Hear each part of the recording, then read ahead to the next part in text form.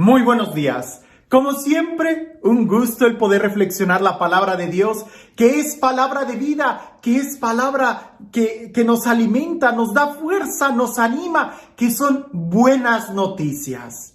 Y creo que el evangelio el día de hoy, indudablemente, es un evangelio que busca como sacudirnos, confrontarnos, hacernos madurar, hacer que tomemos las riendas de nuestra vida, que tomemos responsabilidades, que tomemos decisiones firmes. ¿A poco no son cosas que todo mundo quisiera tener? Pues bien, el evangelio son palabras que nos ayudan a crecer, a madurar. Lejos de pretender cualquier manipulación, al contrario. El evangelio es tanto como encender la luz y poder iluminar todo nuestro alrededor y saber con claridad qué camino es el que mejor nos conviene. Nos muestra todas las opciones que hay.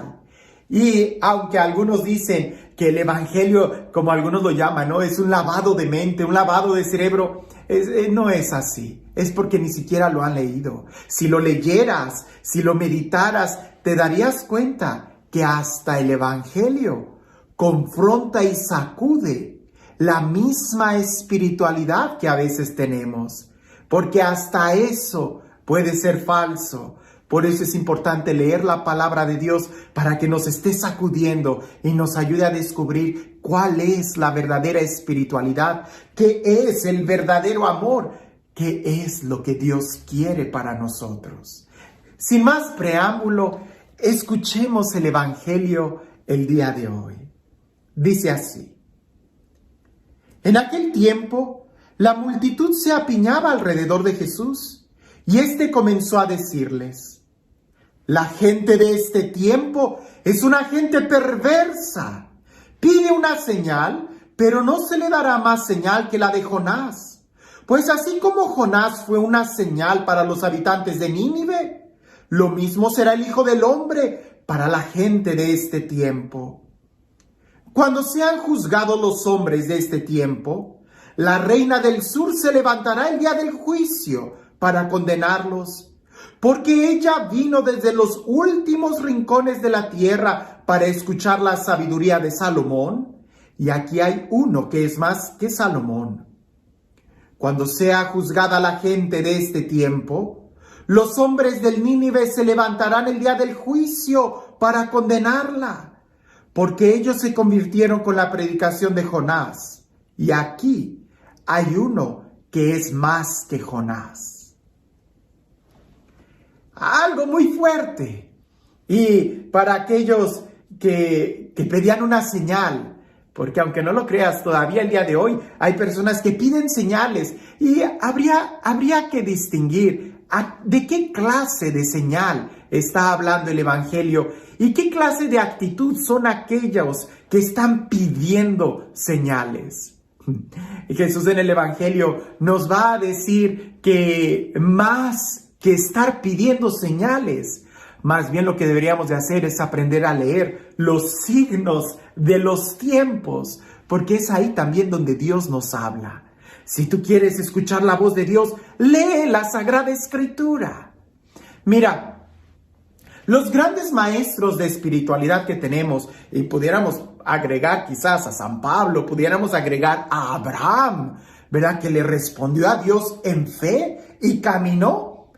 Abraham no presenció, pudiéramos decir, milagros o predicaciones fuertes o cuestiones, no, simplemente siguió la voz de Dios que le hablaba en su corazón, en su interior. Pero volviendo a los maestros de espiritualidad, y ahorita los que yo recuerdo que hablan directamente o mencionan de una manera clara la relación con las señales e incluso con las visiones o sentimientos son San Juan de la Cruz, Santa Teresa de Ávila, San Ignacio de Loyola e incluso Santa Teresita del Niño Jesús, Teresita de Lisieux. Y seguramente hay muchos otros más que ahorita no me vienen a la memoria.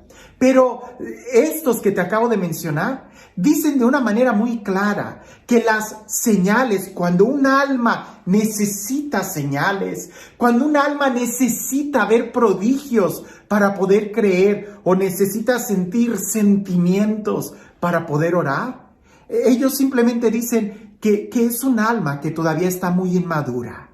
Porque el alma, para poder crecer, para poder madurar, necesita caminar en fe. Y la fe es sencillamente abandonarnos a la voluntad de Dios, seguir a Dios. Ahora, yo entiendo que de una u otra manera las señales de las que nos están hablando estos maestros de espiritualidad son para poder crecer en la vida espiritual, para poder madurar, crecer en la fe.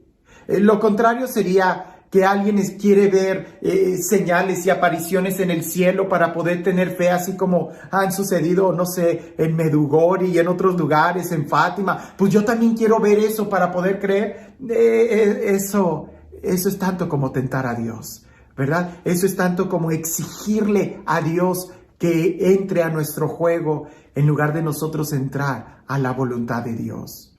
Ahora, por ejemplo, San Juan de la Cruz va a explicar que mientras más tú te abandonas en fe a Dios, es más posible que Él se te revele cada vez más fuerte. ¿Por qué? Porque tú le estás probando a Dios que no necesitas ver para creer. ¿Recuerdas a Tomás, Santo Tomás? El día de la aparición que Jesús le dice, ¿tú crees porque has visto? Más dichosos aquellos que creen sin haber visto, porque expresan la fe. Ahora, esto también es importante porque lo que nosotros tenemos que aprender es a escuchar y a ver lo que Dios ya nos está hablando. Jesús había hecho muchas señales en el pueblo. Jesús había resucitado muertos, había dado la vista a los ciegos, predicaba con poder, con autoridad, había hecho exorcismos. Y cuando la gente pide una señal, es porque la gente está dura de corazón y se resiste a creer. Jesús dice, tanto la reina del sur como los ninivitas se van a levantar en juicio contra ustedes. Porque aquí hay alguien más importante que Salomón y que Jonás. Ahora fíjate bien, la predicación de Jonás fue algo muy sencillo, pero la gente lo escuchó. Jesús predicaba con tanta elocuencia, con tanta fuerza, con tantas señales, con tantos milagros. Y aún así la gente se resistía a creer.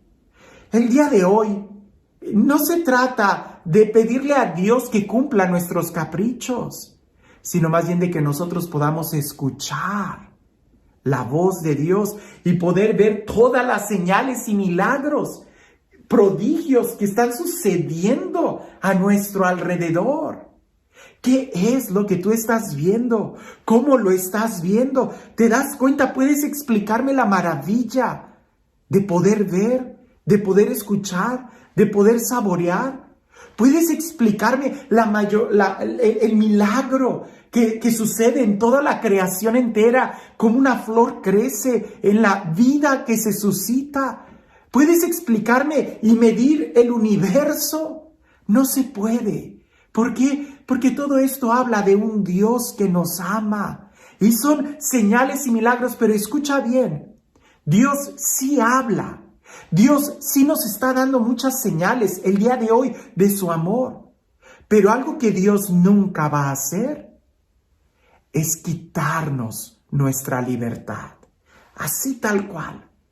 Dios nunca te va a quitar la libertad. Por mucho que tú pidas una señal y que Dios te la conceda, siempre va a haber una duda en tu interior. En el Antiguo Testamento veíamos a un profeta que le pedía una señal a Dios y Dios se la daba y al día siguiente le dice, ¿sabes qué? Mejor ahora que sea al revés, ¿verdad? Quiero esta otra señal, y así se la podía haber pasado. Porque aunque Dios nos dé señales, Dios nunca nos va a quitar la libertad.